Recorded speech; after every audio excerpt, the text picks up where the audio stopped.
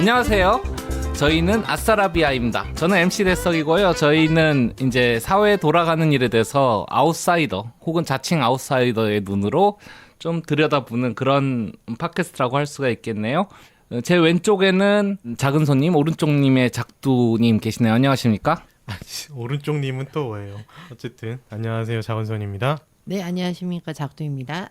작두님 어떻게 지냈어요? 오징어 게임 몰아봤다고. 네, 오징어 게임 몰아봤습니다. 아. 오랜만에 사실 이제 막 달리다가 이제 하루는 내가 진짜 좀 나야겠다 그런 생각이 들어서 그리고 요즘에 뭐 어떤 미팅을 하든지 수업을 하든지 다 오징어 게임을 얘기하는 거예요. 아, 그래요? 모든 비율을. 네. 그래가지고 이거 안 보면 이게 대화에 낄 수가 없구나. 그래서 빨리 숙제하는 기분으로 빨리 봐야겠다. 빨리 트렌드를 따라잡아야겠다. 하룻밤에 9편이니까 거의 한 7시간 뭐 쭉 투자하신 그쵸, 건가요? 그 정도야 뭐 그죠. 네. 지금 예. 트렌드에 맞춰가야 되기 때문에. 넷플릭스가 공식적으로 그 이제까지 모든 컨텐츠 중에서 첫 한 달 동안 제일 많은 오늘 발표가 났더라고요. 네, 발표가 났더라고요. 브리저튼이 원래 기록이었는데 그걸 또 기록 다 깼다고 그러더라고요. 네, 기록을 깨가지고 최고의 수익 83개국 1위.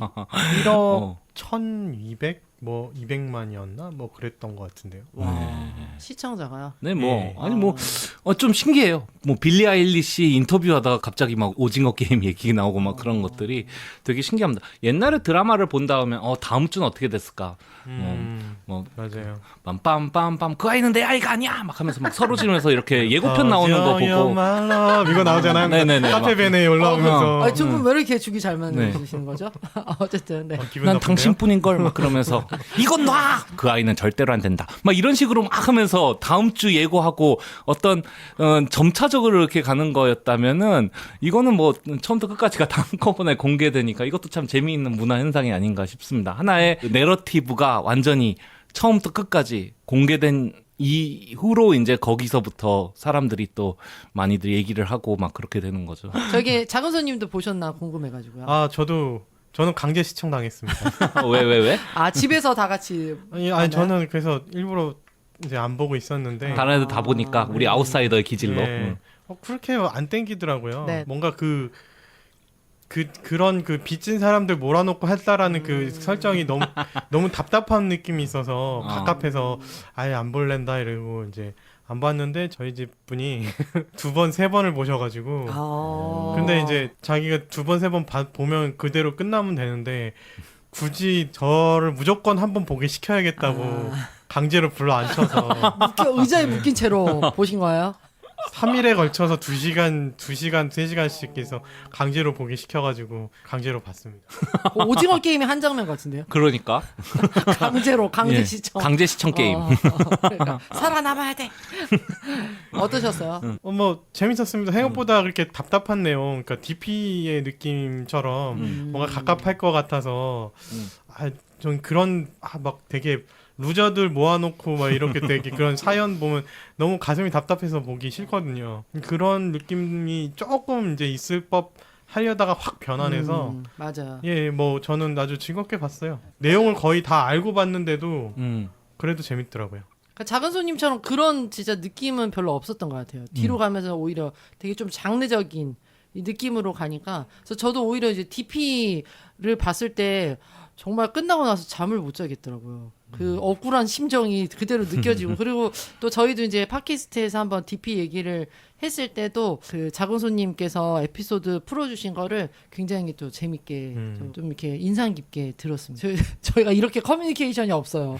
편집 끝난 이후에 지금에 와서야 말씀을 드리는데 굉장히 인상 깊었다라고 이제 얘기를 하고 싶네요. 네. 근데 계속되는 거지만 한국의 넷플릭스 작품들이 오리지널들이 굉장히 또 힘을 얻고 있는데 어떻게 보면 또 한국 TV에서 공중파에서 하지 못하는 부분들이 뭐 표출된 거라고 할 수도 있을 테고 그 다음에 뭐 또 지옥이라는 작품이 있는데 그거 뭐 시사회 본 사람들이 그게 정말 또 괜찮은 작품이다 뭐 웹툰을 잘 만들어냈다 뭐 웹툰을 화면화 굉장히 잘 시켰다 뭐 그런 식으로 뭐 얘기를 해가지고 언젠가 한번 또 한국의 넷플릭스 오리지널의 흐름 이런 쪽으로 뭐 어떤 특정 작품에 국한되지 않고 이런 식으로 얘기해봐도 굉장히 너무 재밌다. 트렌드 타는 거 아니에요? 인기에 영합하는 거 아니야?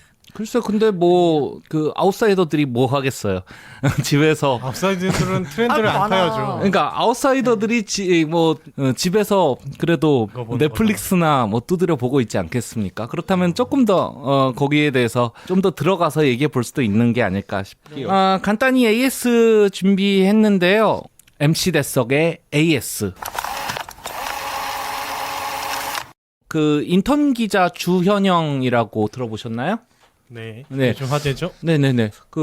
저는 이거 혼자 처음이라고 저희가 40회 때 했던 거, 혼자 처음 할 때 그 어색하고 뭐 어려웠던 기분, 그런 거하고 조금 연관해가지고 요거를 얘기해보고 싶어요. 원래는 이제 새로 시작한 쿠팡 플레이의 SNL에서 하나의 단신 코너였는데요. 그게 2회부터 해가지고 이제 왔는데 이게 폭발적인 인기를 끌어가지고 이제는 유튜브에도 이걸 전부를 공개 안 하고 일부만 공개를 해가지고 나머지는 쿠팡 플레이 와서 들으세요. 와. 그러니까 벌써. 그러니까 원래는 그 셀러브리티가 나오는 부분을 짧게 하이라이트만 편집해가지고 나머지는 쿠팡 플레이에서 보세요라고 했는데 이거가 이제 인턴 기자 주현영이 그렇게 되는 거죠. 그러니까 대충 이런 식으로 나오는데요. 주현영 기자. 네, 젊은 패기로 신속 정확한 뉴스를 전달한다. 안녕하세요, 인턴 기자 주현영입니다. 일단은 뭐 좋은 질문, 지적 아무튼 뭐 감사합니다. 근데 일단은 인턴님께서 말씀하셨던 그런 부분에 대해서는 그러니까 그 부분에 말씀하셨던 그 부분 있잖아요. 근데 그게 일단은 어쨌든 성공적인 K 방역을 주도하는 정부의 지침이라는 거 일단 다시 저는 좀 말씀을 드리고 아니 싶고요. 그러니까 일단. 지금 인턴 기자 주현영 씨는 처음에 등장해가지고 굉장히 지나친 당당함으로 젊은 패기로 신속 정확한 뉴스를 전달한다. 주현영입니다. 뭐 이런 식으로 본인 소개를 하고 막 자기가 아는 거에 대해서 막 얘기를 하다가 질문이 나오고 잘 모르는 부분이 나오면 막 당황하고 눈동자가 흔들리고 목소리가 떨리고 어쩔 줄 모르다가 못하고 나가버리는 뭐 그런 모습을 좀 보여주고 있는데요. 원래 연기자 출신의 실제 주현영 씨가 굉장히 디테일한 부분을 잘 살려냄으로써 사람들의 좀 폭발적인 반응을 일으켜냈습니다. 저는 이거 보고 나서 이거 누구 패러디한 건가? 어디서 본 거지? 막 하고 찾아봤는데 누구 특정인을 얘기한 것 같지가 않은 거예요. 그래서 쫙 나중에 유튜브 봤을 때 댓글도 보다가 하다가 딱 떠오르는 장면이 예전에 제가 이제 직업교육 코스 그런 데 들어갔었잖아요. 근데 거기서 이제 나중에 면접 대비를 하는 모의 면접을 보는데 거기 있는 사람들이 다 이렇게 하는 거야. 저는 LTE를 가지고 저의 승무원으로서의 자세를 얘기해 보겠습니다. L 러브, 사랑, T, 텐더, 부드러움, E, 에브리원, 이것으로 모두를 대할 거예요. 막 이런 식으로 하면서 질문도 또 하나 넣고 이런 구조들이 굉장히 이거랑 닮아 있었던 거예요. 그래가지고 원래는 지나친 당당함과 정형화된 목소리 톤으로 막 나가다가 나중에 불안하고 아무 말이나 하고 막 울 것 같이 되고 이런 모습에서 사람들이 좀 느끼는 지점은 뭐 대학교 첫 발표 때, 인턴 때, 첫 PT 했을 때 18세에서 24세까지의 뭐 그런 때 자기들이 겪었던 말투다, PTSD 온다, 뭐 그렇게 얘기를 하는데 또 한편에서는 소심한 성격의 젊은 여성을 희화화하는 게 아니냐, 뭐 그런 논란 정도일 정도로 얘기가 많이 되고 있고요. 어때요? 뭐 이런 식으로 얘기하거나 뭐 하시는 분 본 적 있으십니까? 저는 이제 늦게 공부를 하고 있잖아요. 네. 그래서 같이 공부하는 친구들이 딱 그 20대 중반 이 친구들 있거든요. 그래서 사실 이제 이 주현영 영상이 뜨기 전에 이제 같이 수업을 할 때 너무 궁금한 거예요. 왜 말을 저렇게 똑같이 하지? 이런 궁금증이 있었어. 이게 특히 이렇게 톤을 올리는 부분들이 있어. 그래서 제가 이제 남을 잘 못 따라하니까 혼자 속으로만 왜 말투가 다 똑같지? 물론 뭐 모두가 똑같은 건 아니지만 굉장히 10명 중에 8명은 그 말투가 정말 똑같아요. 정말 똑같죠. 네, 그래서 진짜 깜짝 놀랐어요. 근데 또 특이한 게 왜 남자애들은 없는데 비슷한 나이 또래에 남자애들은 없는데 왜 여자애들만 있을까? 이게 되게 궁금해했었어요. 그래서 혼자 중얼중얼하면서 이제 그들의 말투를 한번 따라해 보려고 했는데 마침 이제 20대 여성의 말투라고 해서 이게 뭐 유튜브에 뜨고 그랬더라고요. 근데 막 그렇게 알고 있어요. 저는 꼭 여성의 말투 같지는 않아요. 그러니까 뭔가 이거를 잘해보려고는 하는데 그게 정형화의 어떤 틀을 거치는 것들 있잖아요. 그러니까 물론 남자애들 중에도 이런 말투를 쓰는 애들이 아주 가끔씩 있지만 그게 난 너무 신기한 거예요. 왜 10명 중에 8명의 여자애들은 발표를 할 때 이렇게 말을 하고 남자애들한테 그 막 말투를 찾아낼 수 없는데 왜 이런 정형화된 말투를 쓸까? 약간 이런 좀 궁금증이 있었죠. 우리가 뭐 결론을 왜 그런지 결론을 낼 수는 아마 없겠습니다만 좀 뭐랄까 보면은 안쓰러운 그런 것들이 있어요. 뭔가 잘해야 되고 체면을 지켜야 되고 그 또박또박 말해야 되고 그 실제로 아까 제가 언급했던 그 모의 면접 같은 경우에는 실제로 그런 식으로 하라고 얘기를 하거든요. 자신감 있게 또박또박하게 말해야 되고 뭐 도중에 질문 같은 거를 던져가지고 자연스럽게 분위기를 전환해야 되고 이런 것들이 이제 모의 면접을 진행하면서 그 사람들이 얘기를 하는 건데 이게 이제 체화가 안 되니까 굉장히 듣기에 부자연스러운 그런 걸로 가는 건데 이게 어떻게 보면은 아무도 이제까지 얘기는 안 했지만 우리 사회의 한 단면? 좀 그런 느낌이 든다는 거죠. 그냥 뭐 저는 이제 개인적으로 제가 이제 그 비슷한 말투를 가진 친구들이 막 뒤에 막 울고 이런 거는 사실 없었고 앞에 이제 특히 그 말투의 어떤 이런 이제 액센트 어조 같은 게 굉장히 비슷해서 한 거여가지고 사실 이제 뭐 주연형이 나타내려고 했던 인물과 내가 봤던 이 친구들의 어떤 그 비슷한 현상이 같은 맥락에 있는지는 잘 모르겠다는 생각도 들기는 해요. 어떻게 보면은 누군가는 그런 얘기를 하더라고요. 어떤 이제 서울 사투리 같은 느낌이다. 그러니까 20대 어떤 여성들이 쓰는 서울 사투리. 그래서 예전에 90년대에 이제 영상들이 유튜브에 아직 남아 있잖아요. 그러면은 희한하게 어색하게 우리는 지금 느끼는 그 말투가 있다. 이제 이런 거에서 20대 여성이 쓰는 어떤 서울 사투리 같은 느낌이 아닌가. 근데 물론 이제 뭐 주연형이 표현하려고 하는 그거는 뭐 그런 거는 하고는 다를 수 있겠지만 뭔가 그거 있잖아요. 그 우리는 발표 수업 안 하잖아요. 초등학교 때, 중학교 때, 고등학교 때는 발표라고 하는 게 어디 있어요? 그냥 해가지고 시험 쳐서 문제 풀면 됐지. 수시가 만든 말투가 수시가 만든 수시가 있긴 있는데 수시는 그 선생님이 막 까대고 그런 건 아니잖아. 선생님이 질문 던지고.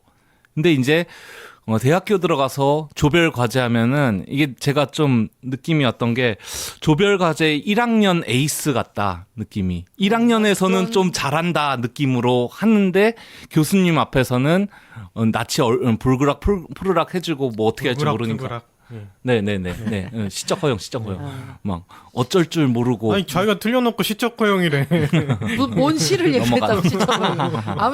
아무튼 뭐 그런 댓글들이 많더라고요. 실제로. 네, 그러게요. 네, 우리가 느끼는 지점들이 아닌가. 그래서 여러분은 어떻게 생각하십니까? 좀 재미있어서 가져와 봤는데요. 앞으로도 이 주연형이라는 캐릭터가 조금 우리가 계속 공감할 수 있는 방향으로 갈 수 있는지. 왜냐하면은 응원하는 댓글들이 좀 있더라고요. 주연형이 성장하는 모습을 보고 싶다. 나중에 주연영 씨 또 여기에 대한 인터뷰 있으면 한번 또 들여다봤으면 좋겠네요. 이상 MC 대석의 AS였습니다. 오늘은 백신 패스 한참 얘기가 되고 있는 거기에 대해서 얘기를 좀 해보도록 하겠습니다. 백신 패스는 이제 백신을 가진 사람이면은 조금 더 자유롭게 행동을 한다던가 공공장소에 조금 더 한다던가 이게 우리나라에 좀 비슷한 식으로 살짝 비스무리하게 도입이 됐었죠.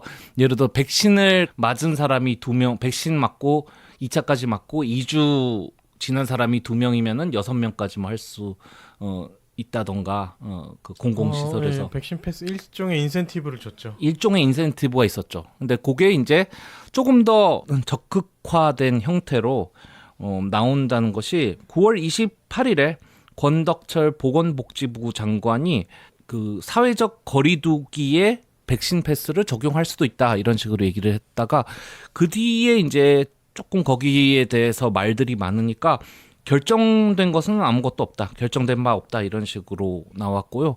일간에서는 백신 접종에 그렇다면 백신 접종을 안 한 사람들한테 페널티를 부여했다는 것이냐. 뭐 그런 식으로 해가지고 지금 같은 경우에는 청와대 쪽에 이제 백신 패스 반대합니다 쪽으로 해가지고 청와대 청원으로. 청원으로 들어왔죠. 국민청원. 네, 네. 국민청원이요. 개인 질환, 알레르기, 부작용 등으로 백신을 못하는 경우도 뭐 있고 뭐 그밖에 백신의 위험성 같은 것도 아직 우리가 완전히 이해하지 못한 상태인데 거기서 이렇게 차별을 두는 건 옳지 않다 해가지고 13만 명이 이 동의를 한 걸로 제가 마지막으로 13만이요? 7만인데 지금. 아 이건 또 다른 건가 보네. 네.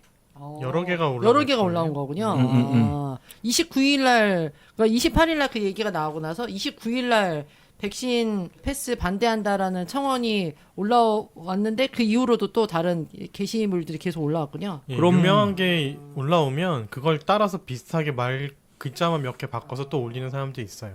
제가 보는 건 또 10월 1일에 또 올라온 게 한 7만 되고 아까 말씀하신 게 이제 저도 13만을 직접 본 건 아니고 13만 됐다고 이제 기사를 읽었는데요. 뭐 대략 어쨌거나 이런저런 네, 정도의 반응을 얻고 있는 것 같습니다. 국내는 이렇고 백신 패스라든가 네. 혹은 거기에 대한 반대 운동 같은 게 꼭 우리나라에 있는 얘기는 아니죠. 네, 전 세계적으로도 이제 접종률도 높아지고 슬슬 위드 코로나를 적용하는 나라들이 많아지면서 우리나라뿐만 아니라 뭐 세계 여러 나라들이 이제 비슷한 문제들을 겪고 있는 것 같아요. 그래서 보면은 지금 가장 좀 핫한 거는 이탈리아의 경우를 들 수 있는데요. 네. 이탈리아에는 그 전체 노동자들 1,800만 명을 대상으로 저 지금 전체 노동자가 1,800명인 줄 알았어요. 1,800만 명 대상으로 그린 패스를 강제 시행한다고 얘기를 했습니다. 그래서 백신을 맞지 않은 사람은 뭐 승진이라든지 뭐 벌점 부과, 승진 누락 뭐 여러 가지 이제 불이익을 줄 수 있게 하고요. 그리고 출근에서도 좀 불이익이 있습니다. 여기가 뭐 무단 결근 처리되고 패스 없이 사업장 드나들면 최고 207만 원 과태료 부과된다는 네, 얘기겠네요. 그런 네. 것도 있고요. 네. 패스가 없이 살려면은 항상 그 PCR 검사를 하고 72시간만 유효한 그 PCR 검사 계속 해야 되는 음성 코로나 예, 음성 음성 그거를 확인서를 증명서 72시간 주기로 계속 받아서 그걸 들고 다녀야 되는 상황인 거죠. 너무 심하다. 그러니까 못 네. 살게 구는 거죠, 사실은. 거기는 확실히 차별을 하네요. 네. 반대도 심하겠어요, 그러니까. 심하겠네요, 진짜. 이게 또 안티백서들이 네. 안티백서라고 또 VAXXER 이거 백신에 반대하는 사람들 이렇게 부르죠. 그렇죠. 네. 안티백서들이 주로 활동하는 영역이 유럽과 미국이기 때문에 또 가만히 있지 않습니다. 아니 근데 뭐 또 이탈리아 이 노동자들한테 이렇게 통제해서 반대하는 걸 또 안티백서라고 할 수는 없는 거잖아요. 통제에 대한 반대일 수도 있는 거죠. 그러니까. 네, 뭐 그렇죠. 겸사겸사 이제 두 집단이 섞이긴 했는데요. 그래도 지금 보면은 이탈리아도 거의 80% 가까이는 맞았다고 하는데 그 나머지 이제 사람들이 반대를 하고 있는 상황이고요. 그러다 보니까 그런 사람들이 극우 세력하고 결합을 해서 과격한 폭력 시위까지 이루어져서 지금 이탈리아 전국이 좀 시끄럽다는 얘기가 있습니다. 뭐 그러다 보니까 이탈리아 어떤 정당에서는 아예 극우 정당을 해체하자라는 법안까지 내는 그런 뭐 전국이 막 엄청 소용돌이에 휘말리는 그런 상황까지 좀 가고 있는 심각한 상황이고요. 우리나라보다는 아무래도 유럽이 좀 더 과격하게 사람들이 반대를 표시하고 있지 않을까. 미국도 마찬가지고요. 이탈리아 한 70% 백신 접종률 75% 아, 75% 아니었나요? 그 지금 이탈리아 정부가 80%까지 예방 백신 접종을 완료하겠다는 이제 방침을 발표한 게 네. 6월이네요, 6월. 현재 접종률은 안 나왔네요. 70.3%로 제가 보는 거에는 나오네. 목표에서 뭐 어쨌든 많이 되게 주네요. 그죠. 80%를 목표로 하고 있는데 어쨌든 70%까지는 지금 그죠. 백신 접종이 완료된 상태네요. 2차까지. 네, 그죠? 1차가 77.1%, 2차가 70.3%에서 2차까지 맞은 건 70.3% 그래서 정도로. 제가 1차까지 생각해서 이제 80%라고 말씀을 드렸는데 그럼 우리나라랑 좀 백신 접종률 자체는 비슷한 거네요. 그죠? 이제는 좀 거의 접종률 자체는. 비슷해진 거죠. 거기는 네. 훨씬 빨리 맞았어요. 맞았으니까. 네. 빨리 맞기 시작한 거에 비하면 좀 뒤쪽에 가서는 뒷심이 좀 느려진 감이 있어요. 이 그래프를 봐도 그렇고 조금 안티백서들이 힘을 좀 얻고 이제 막 우리도 TV 같은 데서 가끔 뉴스로 보면은 마스크 안 쓰고 다 이렇게 몰려 나와가지고 백신에 반대하고 가도 행진하고 막 그런 식으로 하고 경찰이 개입해가지고 이제 극우 지도자 세력을 체포한 케이스도 바로 며칠 전 뉴스로 뜨고 꽤 뜨겁게 지금 불타오르는 중입니다. 그렇군요. 그리고 이제 이탈리아를 제외하고도 네. 다른 이제 유럽 일부 국가들도 백신 패스 제도를 도입을 한 국가들이 있는데요. 네. 독일 같은 경우는 수영장, 영화관이나 레스토랑을 가거나 비행기 장거리 열차 등을 이용할 때는 이 증명서, 백신 패스가 필요합니다. 하지만 시내버스나 약국, 슈퍼마켓 등 일상생활에서 잠시 머무르는 곳에는 제외를 해준다고 하네요. 프랑스도 비슷한 경우고요. 프랑스는 쇼핑몰의 경우 2만 제곱미터 이상 대형 시설만 해당하는데 네. 이 가운데서도 소재지의 확진자 수가 일정 수준 이상일 경우에만 백신 패스 제도를 운영하는 좀 제한적인 운영을 지금 시행하고 있는 것 같습니다. 그리고 방역 모범 국가라고 요즘 꼽히고 있죠. 덴마크. 그 이미 위드 코로나를 선언하면서 각종 이제 제한 조치를 다 해지하고 있는 덴마크는 요 백신 패스 제도를 도입을 4월부터 했는데 지금 그 각종 제재 조치를 해지하면서 이 패스도 거의 이제 느슨하게 제약을 풀고 있다고. 이제 패스조차도 상황이- 필요가 없어요. 필요 거기는. 없게. 네, 거기는 이제 뭐 완전히 다 풀어가지고 위드 그런- 코로나로 가는 네. 거군요. 보니까 이 명칭이 덴마크 같은 경우가 이 백신 패스를 코로나 패스라고 하네요. 네네. 그래서 한국에서 이 백신 패스가 약간 요 명칭을 따온 건가요? 아니 독일은 3G라고 부르고요. 아니 뭐 이름이야 여러 가지 아니 아니겠어요? 저 궁금했거든요. 프랑스는 패스 이건 모르겠다. 프랑스어는 못 읽겠다. 아무튼 그게 빠스 사니타레 뭐 이런 식으로 있지 않을까요? 모르겠는데. 알아본가요? 요게 헬스 패스의 의미입니다. 헬스 아, 패스. 헬스 패스. 건강 패스의 의미래요. 아, 저도 이거 그렇구나. 어떻게 읽어야 되나 좀 고민을 했는데. 아니 저도 이제 궁금했거든요. 왜 백신 패스인가? 그래서 어떤 그 칼럼에 올라와 있더라고요. 왜 굳이 이름을 백신 패스라고 했냐? 그래서 뭔가 좀 부정적인 감정이 드는데 뭐 백신 인센티브, 인센티브라고 하자, 뭐 그렇게 뭐 먼저 얘기가 나왔었는데 왜 굳이 이걸 패스라는 느낌을 해서 부정적인 느낌을 주게 했냐? 패스 오어 페일처럼. 그죠? 아, 그리고 우리나라는 약간 그 패스라는 의미잖아요. 그 뭐죠? 노룩 패스 있죠. 그리고 그건 좀 아빠 다른데?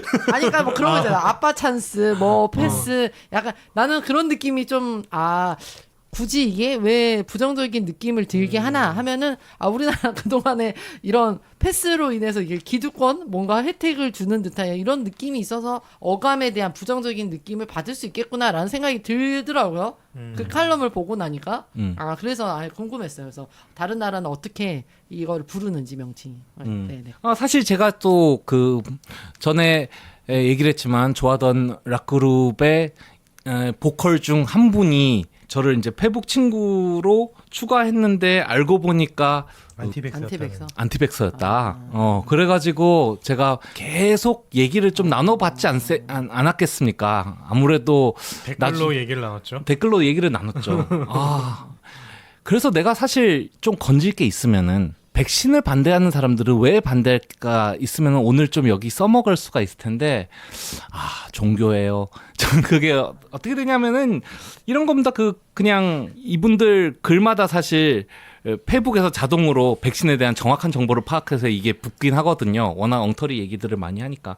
근데 기본적으로 코로나 그 자체로 죽은 사람은 거의 없다. 다병적으로 죽은 거니까 코로나와 같이 죽은 거지. 그 코로나로 죽은 게 아니다 뭐 얘기를 하더라고요. 그래서 내가 그러면은 세상에서 제일 안전한 병은 에이즈겠네요. 에이즈로 죽지 않으니까 면역이 감퇴해가지고 다른 병으로 죽으니까 뭐 그렇게 요런저런 얘기를 하다가 결국은 차단을 당했는데요. 별로 어떤 논리적인 그런 것이 없습니다. 어떤 것을 막 음모론을 주장하는데 그 음모론이 있으려면 뭔가 그런 이유가 있어야 되잖아. 그런 음모가 있을 만한. 아니 근데 저는 궁금한 게 지금 이제 그 사례를 말씀하시면서 안티백서라는 말씀하셨는데 안티백서가 진짜 뭐 백신 맞는 거를 반대하는 사람들은 다 안티백서 라는 카테고리 안에 다 들어가는 거예요? 좀 아니면 그거는 특정 아니- 의미가 있는 거예요? 그거 좀 말씀해 주시면 좋겠어요. 안티백서는 예전부터 좀 활동하던 사람들이고요. 그러니까 백신의 위험성이 있다. 백신을 맞으면 뭐 오히려 병에 걸려서 죽거나 사람이 잘못될 수 있다. 저도 좀 부끄러운 고백을 하자면 저도 이제 저희 첫애를 낳을 때쯤 첫애랑 둘째 사이였는지 아마 그때쯤 어떤 조선원인가를 가서 그런 책을 봤어요. 근데 애들한테 예방접종을 놔주면 뭐 뇌성마비가 생기고 뭐 백치가 되고 그럴 가능성이 너무 높아진다 막 이런 책이 있는 거예요. 그 당시에는 좀 혹하잖아요. 지금 애가 지금 나오고 있는 상황이니까 그런가라고 생각했다가 잠깐 제 뺨을 때리고 정신을 차렸는데 아마 그때 뭐 아나키 해가지고 뭐 그죠 자연 치료 뭐 병원에 치료에 의존하지 말자 뭐 이런 그런 분파로 아마 분파가 있었던 나왔던 것 같아요. 근데 이제 생각해보니까 그게 바로 안티백서들이었지 않을까. 그때 그 뿌리는 아마 이제 굉장히 오래된 그 유럽과 미국에 있는 사람들일 거고 그게 좀 수입돼서 좀 활동을 하고 있었던 것 같아요. 그게 벌써 한 15년 전, 16년 전이니까 꽤 뭐 오래됐다고 볼 수 있겠죠. 그러니까 저희가 이제 안티백서를 얘기하는 이유는 백신 패스에 반대를 하는 그룹이기 때문에 얘기를 백신 하는 거 자체에 아니에요? 백신 대해서 자체에 이제 대해서. 믿지 못하는 사람들 혹은 백신에 대해서 그 맞고 안 맞고는 뭐 사람 마음일 텐데 왜 그걸로 뭐 차별을 주느냐 여기까지 좀 확장이 되겠죠. 근데 근데- 그런 사람들이 주장하는 논거가 거의 안티백서들이 말하는 이상한 그런 허황된 주장과 막 조작된 통계들을 갖고 와서 자기들은 논리적으로 반대한다는 식으로 이제 보통 주장을 많이 하는 편이라 아니 근데 저는 이제 얘기를 하실 때 그래도 안티백서와 백신을 안 맞겠다는 사람과 백신을 맞은 사람과의 그 분리는 구별들이 돼요. 그러니까 구별이 있고 돼야 되잖아요. 분리를 해야 되는 거 아니에요? 근데 우리도? 구별이 네. 해야 되는데 이제 그것들이 이제 하나의 세력으로 접근하게 되면은 지금과 같은 종교의 과정을 거쳐가지고 각종 가짜 뉴스의 공급을 받고 결국은 그게 그거야. 별로 차이가 없어요. 제가 직접 들어가서 그 사람들하고 얘기를 나눠봤잖아요. 그러니까 요게 BBC에서 프랑스를 특히 중심으로 해서 요거를 조사한 바가 있습니다. 그 지금 약간 궤가 달라요. 물어보시는 게. 그러니까 분명히 맞아요. 분리는 돼야 돼요. 그러니까 그냥 내가 그냥 백신 좀 뭐 부작용 뉴스도 많이 나고 그냥 불안해서 맞기 싫다라는 사람들이 더 많아요. 더 많을 거고 대부분이고 그죠, 그죠. 안티백서로 활동하는 사람들, 신념을 갖고 살아가는 사람들은 또 굉장히 오히려 상대적으로도 소수일 거예요. 근데 이제 대표적인 논리를 제공하는 집단이 안티백서다 보니까 그런 그 안티백서에 대해서 좀 짚고 넘어가는 거고 대부분의 사람들은 저도 알 것 같아요. 두렵고 심지어 1차를 맞았는데 1차를 맞아봐서 너무 아팠다. 난 2차 안 맞을래 무서워. 더 아프면 어떡해. 이런 식의 반응도 있고 실제로 1차를 맞고 2차를 안 맞은 인원들도 0.6%인가가 있다고 하더라고요. 우리나라에도. 근데 그런 경우들이 있을 수 있으니까 두 가지는 분명히 그쵸. 분리는 그쵸, 돼야 분리는 되는 돼야 된다는 그런 얘기. 아니 너무 안티백서에 막 집중되니까 음. 이게 전체적인 맥락이 분리는 해줘야 될 것 같아요. 그러니까 네, 안 맞아요. 펼쳐진 상태에서 이렇게 막 집중되니까 그래서 궁금해서 얘기한 거. 모두를 안티백서로 매도할 수는 없죠. 아무튼 백신을 안 맞겠다, 코로나는 별거 아니다, 뭐 요런 쪽의 흐름들이 다 비슷한 그 유형을 가지고 있어가지고 결국은 한쪽의 그룹으로 모이는 편인데 프랑스 같은 경우가 이제 이런 뉴스가 시발을 많이 하는 편이거든요. 이를테면 우리나라의 목수정 씨도 프랑스 쪽에 그런 정보를 가져와다가 이제 코로나는 사실 백신을 많이 접종한 지역에서 일어난다 뭐 이런 식의 얘기들을 많이 퍼뜨리는데 프랑스 같은 경우에 이제 그런 류의 페이지들이 320만 개의 좋아요, 프랑스어로 이제 제공되는 사이트거든요. 거기서 410만 개의 좋아요로 계속 증가 추세에 있고 페이스북에서는 1,200만 개 회로운 잘못된 정보를 이제 삭제하는 조치가 취해졌습니다. 그래서 이런 쪽에 있어서 굉장히 왜 이런 쪽에서는 이렇게 백신에 대해서 많이 반기를 드는가. 앞서 말했지만 덴마크 같은 경우에서는 국민들이 빨리 백신을 맞고 지금 다 풀린 상태잖아요. 그래서 BBC에서 분석을 하고 이제 사람들을 취재하고 그런 쪽에서 내린 결과로 따르면은 결국은 이것이 백신 자체에 대한 것이라기보다는 현존 정부, 제약회사에 대한 불신, 그리고 개인적 자유에 대한 어떤 열망, 이런 것들이 좀 강한 집단에서, 그래 프랑스가 그렇다는 얘기가 되겠죠. 현재 정부에 대해서는 반항을 하고 프랑스 혁명을 거친 국민으로서 나는 남의 통제를 받지 않겠다라는 생각이 좀 강하고, 그리고 어떤 기본적인 거대 회사들에 대한 불신들이 강하다든가, 그래서 이런 쪽으로 해서 나타나는 게 되거든요. 작년도만 해도요, 프랑스에서 설문조사를 했을 때 백신을 맞겠다라는 의사를 지닌 국민의 수가 40%가 채 안 됐어요. 40%가 조금 안 되는 수준이었거든요. 그래서 여기서 조금 아까 말한 백신 패스라든가 이런 거를 통해 가지고 지금 프랑스가 계속 끌고 간 셈이거든요. 그래서 74%가 첫 백신, 64%가 이제 둘 다 한 수준이 됐고요. 우리보다 훨씬 먼저 시작했지만 지금 많이 늦춰졌죠. 그 와중에 막 군인은 백신 필수고 건강 관련해서 일하는 사람들은 뭐 한 번이라도 백신을 꼭 맞아야 되지, 안 그러면은 직장을 잃게 된다든지 그런 불이익 등등을 많이 발휘를 해서 지금은 그렇게 되면서 경제가 마이너스 8% 예상해서 이제 6% 플러스로 간다고 예상이 나올 정도로 조금 긍정적 쪽으로 흐르고 있다고 좀 보고 있거든요. 그래서 일단 보면은 저는 기본적으로는 백신의 안정성에 대해서는 어느 정도 평가가 끝난 시점이라고 좀 생각을 좀 합니다. 근데 여전히 보면은 어쨌건 백신 맞고 죽는 사람은 있고, 저희 아버지가 죽었어요, 저희 어머니가 뭐 백신 맞은 뒤에 이런저런 증상이 있어요, 막 이런 것들이 막 언론을 통해서 나오잖아요. 근데 이게 보면은 저희 1차, 2차 맞은 사람 다 합치면은 전 국민 수가 넘어가지 않습니까, 사실? 1차, 2차의 그냥 숫자만 합치면 네. 그렇죠. 그렇죠. 근데 한국에서 이제 이른바 1년에 죽는 사람이 약 30만 명 되거든요. 그럼 6개월에 죽는 사람은 약 15만 명이라고 치고, 그러면은 사실 백신 맞고, 백신을 워낙 많이 맞으니까 백신 맞고 죽는 사람들도 많을 텐데, 그렇다면은 이게 백신 때문에 죽었냐를 따지려면은 연관성 관계라는 것을 파악하는 것이 사실 당연한 건데, 여기에 대해서 불신을 하는 게 있다는 거죠. 그리고 불신이라는 거는 꼭 불신을 한 사람만이 잘못된 게 아니라, 어떻게 보면은 불신을 하게 만든 쪽에도 어느 정도는 책임이 있는 게 아닌가. 불신을 하게 만든 사람 세력이 있으니까요. 사실은 진짜 그게 뭐 우리나라뿐만 아니라 전 세계적으로도 불신을 하게 만드는 세력이 있어서, 그래서 더 이런 문제들이 또 발생하는 게 아닌가, 저는 그렇게 생각합니다.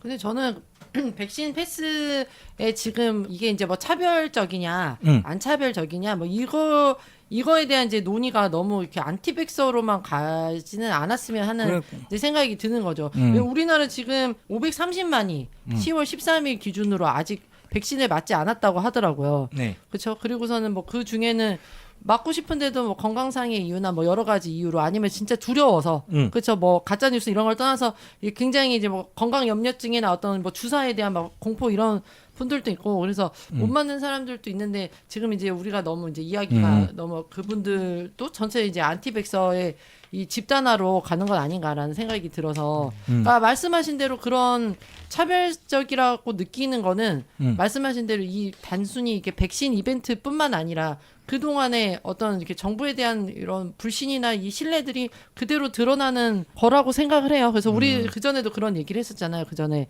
그 백신에 대한 가짜 뉴스 얘기를 할 때도 네. 그렇죠. 결국에는 실제 백신 자체라기보다는 이 정부가 시행하고 있는 정책이나 이런 거에 대한 국민들의 이제 신뢰를 반영하는 게 아닌가. 그 투명성에 대한 그쵸, 신뢰가. 그쵸. 그런 면에서 이번에 뭐 백신 패스에 대한 뭐 부정적으로 느낄 수도 있겠다라는 어떤 그 칼럼의 얘기도 결국에는 이게 뭐 아다르고 어다르고 결국엔 똑같은 얘기지만 그런 좀 사람들과의 소통을 통해서 이게 좀 신뢰 관계를 형성한 다음에 뭐 해야 되는 거 아니냐, 뭐 이런 이야기가 결국에는 같은 맥락이 아닌가라는 생각이 들긴 하더라고요. 네, 뭐 네. 좋은 얘기인 것 같습니다. 그러면은 그 지점을 딱 집어가지고 백신 접종 여부를 가지고 어떤 식의 백신 패스라든가 이런 제도를 도입하는 게 차별의 문제가 있을 수 있다, 뭐 없다, 여기에 대해서는 어떻게 좀 생각을 하세요? 그 자체에 대해서는?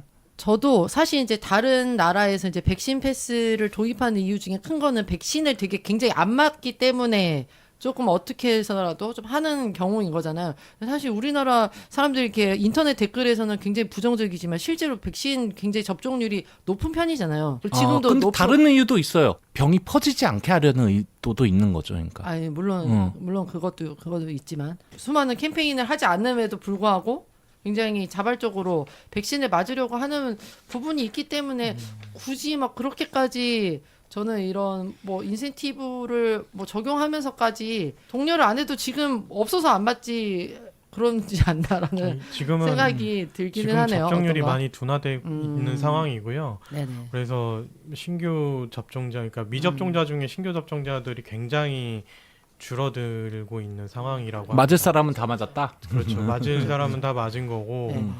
안 맞을 사람들 끝까지 안 맞겠다라고 버티고 있는 그런 상황인 것 같아요. 그게 20%나 될까요? 그러니까 저도 이해가 안 아니 되는데. 근데 사실 지금 우리 아니 20% 되는 게 아니라 지금 우리 그 청소년들이 안 맞았잖아요. 청소년들이 안 맞죠. 그러니까 그러고 그들을 보니까 포함하고 하면은 그렇게 사실 아주 그 강제적으로 안 80%가 맞겠다는 맞는 사람이 대상의 맞은 거지. 80%가 아니고 전 국민 대상의 80%가 아닐걸요? 맞는 대상의 80%일걸요? 아니 뭐 좋습니다. 어쨌거나 관건은 저는 백신을 맞았기 때문에 이제 거기에 인센을 준다. 그렇기 때문에 이제 그게 차별이 된다라고 하기보다는 사실 요게 질병이 더 많이 퍼져 나가면은 그 백신을 안 맞은 사람들을 중심으로라도 이게 병이 더 퍼져 나가면은 우리가 일상으로 복귀하는 속도는 더 느릴 수밖에 없잖아요. 그렇기 때문에 사실은 다른 나라에서도 그것 때문에 마찬가지로 일종의 너는 백신을 안 맞았으니까 질병에 걸릴 확률도 질병을 옮길 확률도 조금 더 높으니까 공공 장소에서의 그것을 우리는 조금 제한한다. 좀 이런 느낌으로 봐야 되지 않을까라고 생각을 하거든요. 저도 동의하고요. 저는 개인의 자유와 그러니까 자기의 자유를 지키기 위해 싸우는 건 좋은데 자기의 자유가 방종이 돼서 다른 사람을 죽이는 무기가 되면 안 된다고 생각하거든요. 백신 패스의 부당함을 논하는 사람들은 왜 그쪽으로는 생각을 하지 않고 내가 당장 차별받는 게 억울하다라고 얘기하는 걸까라는 의문은 있어요. 그러니까 자기가 남을 죽일 수 있는 매개체가 될 수 있다라는 생각을 한 번이라도 하면 그렇게 뭐 내가 안 맞았다고 나를 감히 차별해 이렇게 하면 안 되지 않을까요? 그러니까 지금 이제 백신 패스의 차별성의 이야기가 나오는 거는 사실 나 안 맞겠어. 근데 나한테 차별해. 이런 사람들도 있을 수 있겠지만 맞고 싶은데 못 맞는 사람들에게도 이 차별이 그대로 적용된다라는 이제 이야기가 있는 거고. 그리고 사실 이 백신 패스 이야기가 나오기는 했는데 정확하게 사실 정책 이야기가 안 나왔죠. 아직은 안 나왔죠. 그렇기 때문에 이게 좀 얼만큼의 이 백신 패스에 적용을 할 것인지에 대해서 모르는 상태에서 이게 참 이런 이제 논란을 미리 설레발처럼 그렇죠. 되고 구체적으로 할 수 있는지는 사실 잘 모르겠어요. 그러니까 만약에 이제 구체적으로 나오면 뭐 예를 들어 뭐 이탈리아 같은 경우처럼 나오면은 굉장히 반발할 수 있을 것 같아 나 같아도. 근데 뭐 어쨌든 지금은 한번 해볼까 도입해 볼까라고 생각하는 이 지점에서 사실 나오는 이 논란이기 때문에 조금 더 지켜봐야 되지 않나라는 생각은 사실 들기는 해요. 네. 뭔가 이게 그런 느낌이 있더라고요. 꼭 국가가 백신 맞아야 돼라고 강제하진 않아도 우리 강제는 아니죠. 우리 아직까지 강제는 아니죠. 뭐 안 만다고 처벌받고 그런 건 아니잖아요. 근데 이미 일터나 이런 데서는 좀 공공연하게 있더라고요. 제가 저쪽 가서 얘기를 들어본 결과 직장에서 백신을 안 맞으면은 뭐 맞은 거 보고 언제까지 해야 되고 뭐 그런 식으로 계속 압박이 주어진다고 하고 저쪽이라면 어디를 말씀하시죠? 학원? 네. 학원 학원 가서 다신 나 진짜 물론 학원에서도 이제 빨리 맞으라고 하는 얘기는 있었지만 거기가 아니라 그 백신을 반대하는 사람들 그런 커뮤니티 쪽에서 얘기를 들어봤을 때 그런 쪽에 대해서 굉장히 불만을 많이 가지고 있는 것 같더라고요. 근데 이게 물론 우리가 군대 같은 데서 예전에 거기에 대해서 가산점이 있었을 때도 군대에 가고 싶은데도 못 가는 사람들이 있지 않느냐, 장애인이라든가 이거는 상대적인 차별이 된다라고 뭐 혹은 뭐 군대를 간다고 해도 꼭 다 국가기관 뭐 공무원 그런 거 지원하는 것도 아니니까 뭐 이런 것은 어차피 차별이 된다라고 했는데 그런 차원이 아니라 이거는 전염병이고 전염병이기 때문에 나중에 이제 좀 더 우리가 확진자 수가 줄고 이랬을 때는 모르겠는데 그렇지 않은 상태에서는 사실 밖으로 좀 더 돌아다닐 수 있는 건 백신을 맞은 사람들이 당연하지 않은가. 이거는 뭐 꼭 차별이라기보다 굳이 이거를 나누지 말아야 될 이유를 좀 더 모르겠다. 인간은 활동을 해야 됩니다. 우리가 이제까지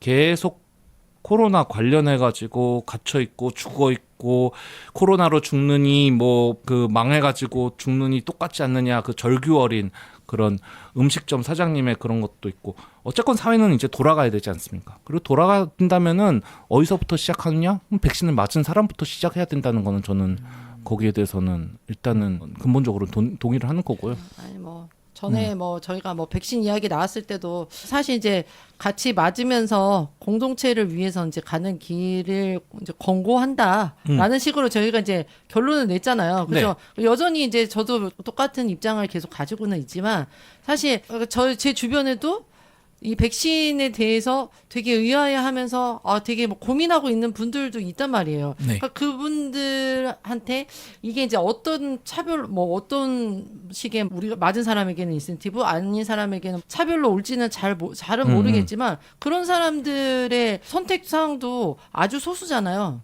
뭐 다수도 아니고 굉장히 많은 다수들은 어쨌든 기꺼이 맞으려고 하고 뭐 그들을 막 강제로 강제는 아니구나. 어쨌든. 그죠? 네. 강제는 아니네. 그죠? 아무튼 이제 그런 사람들도 있을 수 있지 않을까라는 이제 의견을 조금 네. 내비쳐주고 싶어. 그분들이 다 이제 안티백서는 아닐 수도 있으니까. 어쨌든 그분들에게도 좀 신뢰할 수 있는 정도의 이제 소통을 하면서 이거 정책들을 만들어가야 되지 않겠느냐. 지금은 아직 너무 모호하잖아요. 네. 지금 막 그 모호하기는 한데 아니, 지금 어차피 의견을 이제 취합하는 과정에서 논란이 있었던 네네네. 거니까 그렇게 얘기하는 거예요. 네네. 저도 이어서 말씀을 드리자면 아까 말씀하신 그 군 문제 차별 그런 거에 그런 문제는 예민하죠. 왜냐하면 내 위치라든지 내 재산이라든지 뭐 이런 것들에 대한 차별, 사람의 위치가 달라지는 차별이 있기 때문에 당연히 예민할 수 있고 반발이 있을 수 있어요. 근데 지금의 사실상 진짜 용어의 차이, 용어 때문에 기분 나쁜 건지 그럴 수는 있는데 뭐 백신 프리라든지 프리존이라든지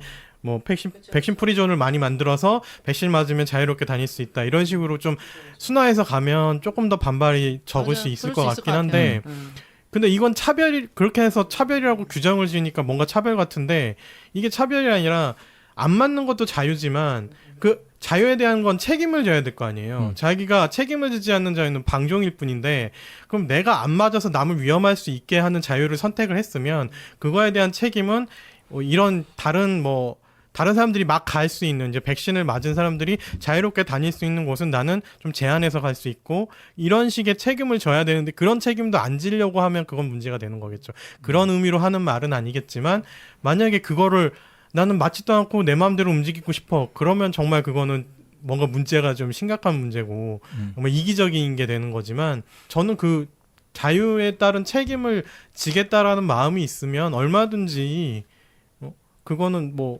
오케이 그렇게 해도 된다.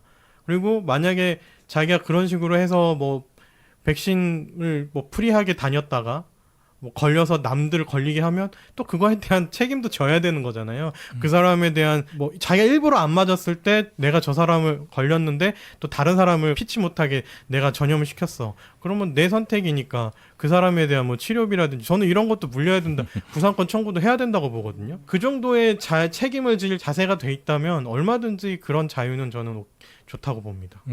뭐 저희가 백신 패스를 도입한다 하더라도 뭐 하늘에서 뚝 떨어질 것 같진 않고요. 이제까지 발표된 내용이나 아마도 유럽권들에서 이미 시행된 방식을 어느 정도 벤치마킹 한다고 생각을 할 때 백신 안 맞은 사람도 PCR 검사를 한다거나 해가지고 대신 활용할 수 있는 그런 방안 등은 여전히 고민해 볼 수 있지 않을까 싶고요.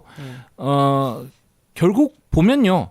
이제 얘기하는 거 들어보니까 뭐 델타가 들어오지 않았더라면은 백신을 맞는 순간 이제 확진자 수가 뚝 떨어져가지고 보였을 텐데 그게 아니니까 백신은 백신 맞은 사람대로 늘어나는데 확진자 수는 계속 이렇게 뭐 똑같이 2,000명 막 그렇게 굉장히 많아 보이니까 사람들의 불안감이 좀 가중된 감은 있지만서도 이스라엘이나 이런 나라들도 보면요 방역을 이제 완전히 풀고 원래 삶을 회복하는 순간 확진자는 확 또 늘어납니다. 우리나라도 몇천 명까지 갈 수가 있대요. 근데 그렇게 되는 와중에서도 이스라엘 같은 경우에 이제 중환자실에 들어간 사람의 90%는 백신을 안 맞은 사람들이고, 그리고 거기서 죽는 사람 중에서도 백신 맞은 사람들이 극히 적은 거죠. 그렇게 된다면은 이거는 이제 우리가 통제 가능한 어떤 질병이 되거든요. 그런 지점으로 해서 가야 되는 거고, 그렇다면은 우리가 단순히 차별을 안 한다라는 명목 하에 전염병이 좀 더 치명적으로 번질 수 있는 여지를 준다면은 그건 국가가 또 그 나름대로 국가로서의 의미를 다하지 못하게 되지 않는 것일까. 저는 좀 그렇게 생각을 합니다.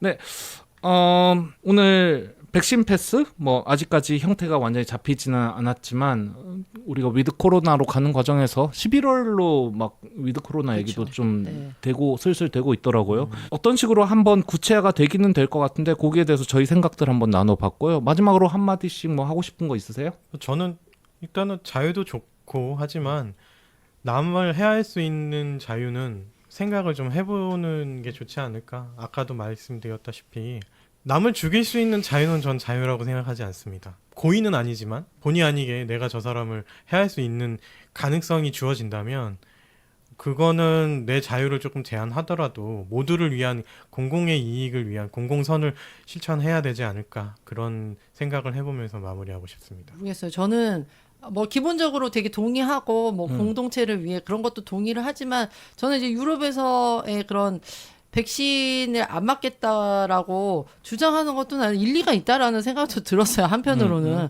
그래서 그런 면에 있어서 모르겠어. 이제 비상사태에 어떤 국가가 굉장히 이제 좀 지배적인 정책을 펼 수 있는 그거 있기도 하고 그런 순간에 아닌 목소리가 낼 수도 있지만 이게 이제 물론 뭐 그 면에 있어서는 이제 전염이 안 되도록 이제 노력을 해야겠죠. 뭐 백신을 맞지 않겠다면 이제 그런 거는 있긴 한데 또 아까 전에 이제 말씀하신 대로 뭐 프리존이나 이런 식으로 해서 좀 언어 순화를 해서 사람들이 느끼는 좀 그런 부정적인 감정을 좀 덜어주는 것도 되게 좋은 방법인 것 같고, 아까 말씀하신 대로 특히 또 우리나라가 이런 좀 차별이나 이런 게 되게 민감하잖아요. 물론 다른 나라도 민감할 수 있겠지만 이제 뭐 일련의 어떤 사태들을 이제 겪으면서 이런 것들이 뭐 같이 결합돼서 나오는 건 아닌가라는 그냥 생각이 들긴 해요. 네, 백신 패스 혹은 그것이 어떤 이름이 되든 어떻게 생각하십니까? 저희가 생각하는 어떤 지점들하고 일치하는 부분이 혹시 있는지 그렇지 않은지 궁금합니다.